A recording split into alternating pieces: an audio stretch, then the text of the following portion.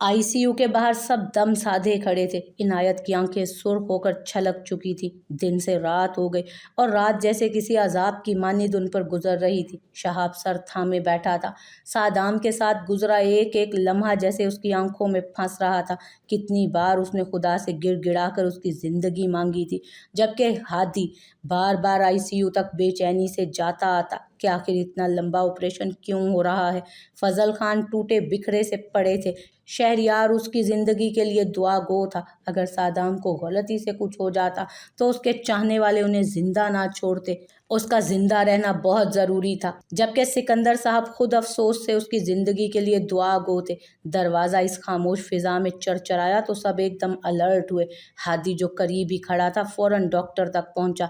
Doctor मेरे लाला, उसने बेताबी से सवाल किया। ऑपरेशन कामयाब रहा है, मगर अभी वो खतरे से बाहर नहीं है। पूरे 24 घंटे उनके लिए अभी खतरे में है। आप दुआ करें कि वो 24 घंटों में होश में आ जाएं। एक गोली उनके दिल के करीब लगी है, डॉक्टर ने बताया तो सब जो एकदम खुश हुए थे, हौसले टूट गए उनके। हादी ने सख्ती से आंखें साफ की। डॉक्टर वहां से निकलकर चला गया तो हादी ने इनायत को और फिर अपने बाप को देखा। इनायत, शहाब, लाला और मैं यहीं पर हैं, तुम बाबा साईं को ले जा, उसने कहा तो इनायत ने उसकी तरफ देखा। माफ़ी चाहता हूँ हादी साईं, मैं खान को छोड़कर कहीं नहीं जाऊँगा, उसने दो लफ्जी जवाब दिया। सब जानते थे कि वो कितना करीब था सादाम के। उसकी आंखों की सुर्खी और उनमें छुपते आंसू भी इस बात की गवाही दे रहे थे। हादी, तुम अंकल को ले जाओ, शहाब ने कहा तो थोड़े बहुत तरद्दुद के बाद हादी फजल खान के साथ हवेली के लिए निकल गया, जबकि शहरयार और सिकंदर साहब भी। वो लोग उनसे बात नहीं कर रहे थे। शहरयार ने बोलना भी चाहा तो उन्होंने मुंह फेर लिए। तभी वो वहां से निकल गए। सूली पर जान लटक गई थी सबकी। शहरयार सिकंदर साहब समेत हवेली में दाखिल हुआ तो उसे खबर मिली दादी के सर पर चोट लगी है, जबकि पाँव की एक हड्डी भी टूट गई थी। सभी दादी के कमरे में थे, जबकि वली लाउंज में खड़ा उसी का इंतजार कर रहा था। वो जिंदा है। उनको देखकर बेताबी से उनकी तरफ वो बढ़ा तो शहरयार ने एक पल को उसकी शक्ल देखी और खींचकर 3 थप्पड़ उसके मुंह पर लगाए। वो मर गया तो क्या होगा चौधरी साहब तुम्हारा? वो धाड़ा था तो सब बाहर आए और ये मंजर देखकर हैरान रह गए। वली सुर्ख चेहरा लिए खड़ा था, जबकि शहरयार का बस नहीं चल रहा था कि उसको जान से मार डाले। तुमने गोलियां चलाई कैसे उस पर? बताओ, बताओ मुझे, वो उसे झंझोड़ते हुए चीखा था। होश में भी हो तुम? क्या किया है तुमने? जान से मार देंगे वो तुम्हें, जान से। वो हलक के बल धाड़ा। मुझे लगा मेरी गन, मैं सिर्फ जरिश को लेने गया था। तुम स्कूल जाते बच्चे नहीं हो चौधरी वली, जो अचानक तुम्हारे हाथ से उसका कत्ल हो गया। शहरयार ने उसको दूर धकेला। वो मर नहीं सकता, वली ने नफी की। अच्छा? वो घुसीली नजरें उस पर गाड़ता वहां से जाने लगा। शहरयार, कुछ करो। पहली बार उसने उससे मदद मांगी थी। अपनी जज्बाती तबीयत पर आज उसने बड़ा नुकसान उठाया था। उसे अंदाजा नहीं हुआ कि उसकी गन में गोलियां हैं, या गुस्से ने दिमाग पर ऐसे पर्दे हाइल किए कि उसने गोलियां चला दी और चलाने के बाद उसके हाथ पांव फूले थे। शहरयार ने उसका हाथ झटका। कहाँ है जरिश? शहरयार ने सवाल किया। वो नहीं आई, उसने कहा। जाना का भी ख्याल आया? शाबाश चौधरी वली, जिसके लिए तुमने उसको मारने की कोशिश की, अब वो तुम्हारे साथ क्यों नहीं आई? वो चिल्लाया था और वहां मौजूद चीजें गुस्से से फेंकता वहां से चला गया, जबकि वली सर थाम कर बैठ गया। ये क्या हो गया था उससे? एक मातम का सा सामान था। भाई का खून साफ करते उसके आंखों से जारो कतार आंसू बहने लगे। उसकी अम्मा ने उसको संभालना चाहा, मगर उसने सबको परे धकेल दिया। वो सब खवातीन लाउंज में ही थी, जबकि जरिश का अगर ये कहा जाता तो वो सांस भी मुश्किल से ले रही थी, तो गलत नहीं था। ऐसा महसूस हो रहा था कि इन शोर हंगामों में चारों तरफ सकूत और बेरौनकी छा गई थी। जैसे हर तरफ खामोशी छा गई, उसके ना होने से वीरानी छा गई थी। वो उठी, जाना के नजदीक आई। सादाम का खून छूना चाहा कि जाना ने उसका हाथ पकड़ लिया। सुर्ख आंखों से उसकी तरफ देखा। चली जाओ यहाँ से, वो गुस्से से फुंकारी तो जरी शिद्दत से फूट फूट कर रो दी। बंद करो ये ड्रामा। तुमने मारा है मेरे भाई को, तुमने। मेरे लाला कितना प्यार करते थे तुमसे, तुम्हें आंखों पर बिठाया, कभी किसी को माफ नहीं किया उन्होंने आज तक। मेरी माँ को नहीं किया, मगर हर पल तुम्हारी गलतियों पर पर्दा डालकर तुम्हारी तरफ बढ़ते रहे, और तुम उनको छोड़कर अपने भाई की हो गई। तो जरिश बीबी, अब भी अपने भाई के पास जाओ। तुम दोनों बहन भाइयों ने हम दोनों को तबाह कर दिया है। बर्बाद हो गए हैं हम। खुश हो जाओ अब तुम लोग, जाओ यहाँ से अब। सिसकती दाढ़ी थी वो, जबकि गुस्से से उसका चेहरा सुर्ख हो चुका था। ज़रिश नफ़ी करना चाहती थी, उसे समझाना चाहती थी कि ऐसा कुछ नहीं है, वो ये सब नहीं जानती थी, मगर लफ्ज़ मुंह में ही दम तोड़ गए। सामने से हादी और फजल खान को देखकर जाना उनकी तरफ गई तो ज़रिश भी उठी। लाला सादाम लाला ठीक तो है ना? वो सिसकते पूछने लगी। अभी खतरे में है, 24 घंटे में उनका होश में आना ज़रूरी है, उसने बताया। फजल खान अपने कमरे में चले गए, जबकि हादी भी वहां से दोबारा बाहर निकल गया। जाना सोफे पर ढह गई। सबकी फिर से जैसे जान पर बनाई थी। घर वाले तो घर वाले, मुलाजिम भी आहें भर रहे थे, उसकी जिंदगी के लिए दुआ गो थे। मैं नहीं कहती, जंगली किस्म के लोग हैं यहाँ। देखो, बहनोई ने साले पर गोली चला दी, ऐसा ही होता है यहाँ। नूर ने मौका देखकर बेला की फिर से ब्रेन वॉशिंग शुरू कर दी। वो वहां से उठकर अपनी, जबकि इस बार बेला का वाकई इस बात पर दिल नहीं आया। वो वहां से उठकर अपने कमरे में आ गई। दिन का सूरज निकला। हर लफ्ज़ सादाम की जिंदगी के लिए दुआ गो था, और फिर शायद एक एक फर्द की दुआ खुदा ने सुन ली। वो होश में आ गया तो इनायत ने सारे हस्पताल में मिठाइयाँ बांटी।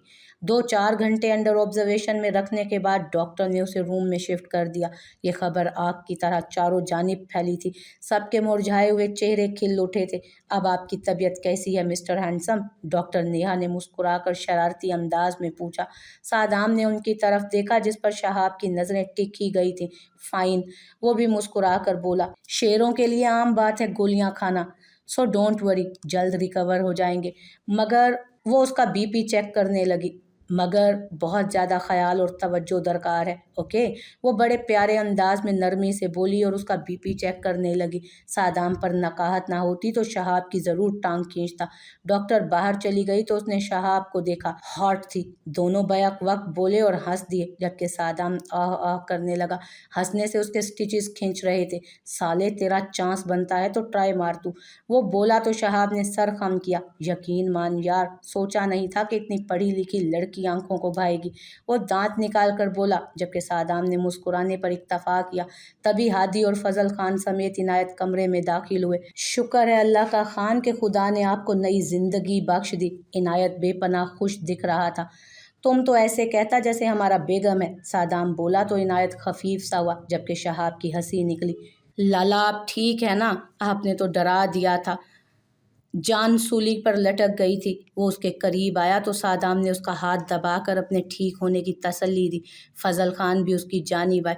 उसने एक निगाह देखा और चेहरा मोड़ लिया। ना बेटा साईं, इतना जुल्म करेगा तो बूढ़ी हड्डियां कहाँ जाएंगी? हमारा खून है तुम, हमारा जान है तुम। वो उसकी पेशानी चूमते रंजीदा हुए तो सादाम कुछ नहीं बोला। तुम्हारा हीरोइन के लिए मार्जिन निकलता है तो हमारा लिए भी निकलता है ना? क्यों बेटा, कुछ सिफारिश बनता है? फजल खान उसे बच्चों की तरह पिचकारते शहाब को बीच में घसीट गए। अबे साले, बाप है तेरा। शहाब उस पर झुका। लाला, बाबा साईं तो आपके पक्के पक्के माशूक हैं। मैंने तो इन गुनाहगार आंखों से पहली बार मस्जिद जाते देखा है इन्हें। हादी ने कहकहा लगाया तो फजल खान ने घूरा। सादाम भी हंस दिया और बाप की तरफ देखा। जानता है, हमने तुमसे एक बार जिद लगाया था, हमें बैंकॉक जाने दे, और तुमने थप्पड़ जड़ के कहा था कि खर का बच्चा कितना बिगड़ना चाहता है, पहले उसका हिसाब देगा। वो क्यों किया तुमने? सादाम बोला तो फजल खान ने सर थामा। उस दिन से आज तक वो उन्हें इसी बात का ताना मारता आया था। शायद वो सब भुला सकता था, सिर्फ इस बात के। तब वो सिर्फ 12 साल का था। सब मुस्कुरा रहे थे, जबकि फजल खान ने दोबारा उसकी पेशानी चूमी। क्योंकि तुम हमारा आंखों का तारा है, तुम्हारा बिना 7 माह बड़ा तड़पा है हम। एक एक पल एहसास हुआ कि तुम ऐसा नहीं कर सकता। वो बोले तो सादाम ने सर हिलाया और सबके चेहरों की मुस्कुराहट उस मिलाप पर गहरी हुई। जाना ने जाने की बहुत जिद की, मगर हादी उसे लेकर नहीं गया, और यूं 4 दिन बाद सादाम फजल खान हवेली में दाखिल हुआ तो जैसे एक जश्न का सा समा था। सब मुलाजिम आगे पीछे थे। उसको कमरे में पहुंचाया गया। जाना उसके पास बैठी मुसलसल रो रही थी। ए जाना, तुम गेंद बन गया है, हम पर वजन पड़ता है। वो बोला तो जाना उससे दूर हुई। लाला, आप कितने बदतमीज हैं। वो खफीफ सी हुई।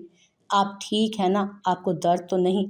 मैंने आपके लिए बहुत सी मन्नतें उठाई हैं, वो उसको बताने लगी तो सादाम मुस्कुरा दिया। फजल खान, हादी, शहाब, इनायत सब उसके कमरे में आ गए थे, जबकि उसकी माँ दरवाजे में खड़ी उसको खैरियत से देखकर शुक्राने के नफल अदा करने चली गई, जबकि अब उसकी जगह पर ज़रिश खड़ी थी। ذرا اوٹ میں کہ اس کی نگاہ اس پر نہ جائے، مگر ایک نگاہ نہ دیکھتے ہوئے بھی محسوس کر چکی تھی، مگر ادھر دیکھنا اب ضروری نہیں سمجھا۔ اچھا تو تم نے کیا منت اٹھایا ہے؟ وہ بولا تو جانا اسے اپنی منتوں کی لسٹ سنانے لگی۔ اور ہاں، میں نے یہ بھی کہا کہ اللہ جی میرے لالا ٹھیک ہو جائیں تو میں سلطان کو کسی غریب کو دے دوں گی۔ اس نے پرجوش ہو کر بتایا تو سادام کا منہ کھلا، سب نے چھت پھاڑ کہے لگائے، اے لڑکی یہ کیا بولتا ہے؟ سادام حیران تھا۔ تم ہمارے لیے ہمارا سلطان مطلب ہمارا گردے پر منت اٹھا چکا ہے؟ کمال جانا میڈم، بہت سمجھدار ہے تم۔ وہ غصے سے اسے گھورتا بولا، لالا کیا ہو گیا؟ اب میں نے منت اٹھائی ہے اور اللہ کی راہ میں پیاری چیز وقف کرنی چاہیے نا۔ وہ اسے بھرپور چڑھا رہی تھی۔ میں تو کہتا ہوں اس گائے کو وقف کر دیتے ہیں، اب یہ بھی تو ہماری پیاری ہے نا۔ ہادی مزے سے بولا تو سادام متفق ہوا۔ لالا آپ، جانا سے کوئی بات نہ پن پڑی تو ایک بار پھر سب ہنس دیے۔ اچھا پلیز لالا سلطان کے بچے، اوکے۔ جانا نے پھر اسی ٹریک پر آتے ہوئے کہا، جانا ہمارا سلطان کا ایک بچہ تو کیا اس کا بال بھی نہیں دے گا ہم۔ تم نے اٹھایا ہے منت، تم خود کرے گا جو کرنا ہے۔ سادام نے ہری جھنڈی دکھائی۔ زرش کی آنکھیں بھیگی، وہ سب کتنے خوش باش دکھ رہے تھے اکٹھے۔ مگر خان سلطان کی بیگم تو پھر سے ہے، اب کیا فرق پڑتا ہے، ایک بچہ ہم کسی کو دے بھی دیں تو۔ عنایت جانا کی مشکل دیکھ کر مسکین شکل بنا کر بولا، عنایت ہم تمہارا ٹانگیں توڑ کر نہ دے دیں۔ سادام نے آنکھیں نکالی تو سب ہنس پڑے۔ بھاگو اب یہاں سے، سارا ہمارا سر پر سوار ہے۔ وہ سب کو دیکھ کر بولا تو سب بری بری شکلیں بناتے وہاں سے جانے لگے۔ جانا نے زرش کو دیکھا، چہرے پر سنجیدگی چھا گئی۔ جاؤ تم یہاں سے، کیا دیکھنے آ گئی ہو؟ وہ غصے سے بولی۔ اس نے نم پلکیں اٹھائیں۔ جانا اس سے پہلے کہ تنبیہ کرتی، اپنی پشت سے آواز سن کر اس نے پاؤں پٹکے۔ ہمارا بیوی ہے یہ بات تم لوگوں کو بھولنا نہیں چاہیے، وہ سنجیدگی سے بولا۔ ہادی اور شہاب سن کر باہر نکل گئے، جبکہ عنایت بھی۔ مگر لالا، اس نے کچھ کہنا چاہا، اگر مگر کا سوال نہیں، وہ ٹوک گیا تو جانا باہر نکل گئی، جبکہ دروازہ کھلا تھا۔ زرش وہیں کھڑی تھی۔ سادام نے زرش کی طرف نہیں دیکھا۔ زرش کا دل پھٹنے کو تھا، اس کے پیٹ پر پٹیاں بندھی تھیں۔ سادام نے الٹے ہاتھ سے موبائل اٹھایا اور عنایت کو کال ملائی۔ وہ تو جیسے باہر کھڑا تھا، فون بند کرتا فوراً اندر آیا۔ کھیتوں کا سارا حساب بتائے گا تم رات تک، اور وہ ہوٹل پبلک ریزورٹ کر دے، اس نے کہا تو عنایت نے سر ہلایا۔ اور ہاں، ہفتے بعد گھوڑ ریس کا مقابلہ کا اعلان بھی کر دے، اس نے کہا۔ جو حکم خان، عنایت نے کہا اور باہر نکل گیا۔ زرش نے آنسو صاف کیے۔ وہ کچھ تو بولے، مگر وہ کچھ نہیں بولا تو زرش کانپتے قدموں سے اندر آئی اور کچھ جھجکتے ہوئے دروازہ بند کر دیا۔ اس کو سادام کی کچھ دنوں پہلے کی بات یاد آئی۔ یہ ہوٹل ہم نے تمہارا لیے بنوایا ہے، اور اب اس نے اسے ایک پبلک ہوٹل کر دیا تھا۔ دکھ سے اس کی آنکھیں بھیگتی چلی گئی۔ سادام ایسے ہو گیا تھا کہ کمرے میں اور کوئی جیسے ہو ہی نہ۔ زرش خود سے آگے بڑھی، وہ موبائل پر کوئی میسج لکھ رہا تھا۔ زرش اس کے قدموں میں بیٹھ گئی۔ اس نے ان پر ایک احسان کر دیا تھا، وہ کھلے عام سب کو ولی پر کیس کرنے سے روک چکا تھا۔ زرش کو رونا آنے لگا، وہ کس طرح پھنسی تھی۔ سادام نے کوئی رسپانس دیے بنا موبائل ایک طرف پھینکا اور کمبل میں منہ دے کر گویا سو گیا۔ زرش وہاں سے اٹھ گئی اور صوفے پر بیٹھ گئی، مگر آنکھ سے آنسو جدا نہ ہوئے۔ دل کی بے چینی بڑھ گئی تو اس نے وضو کی نیت سے واش روم کا رخ کیا۔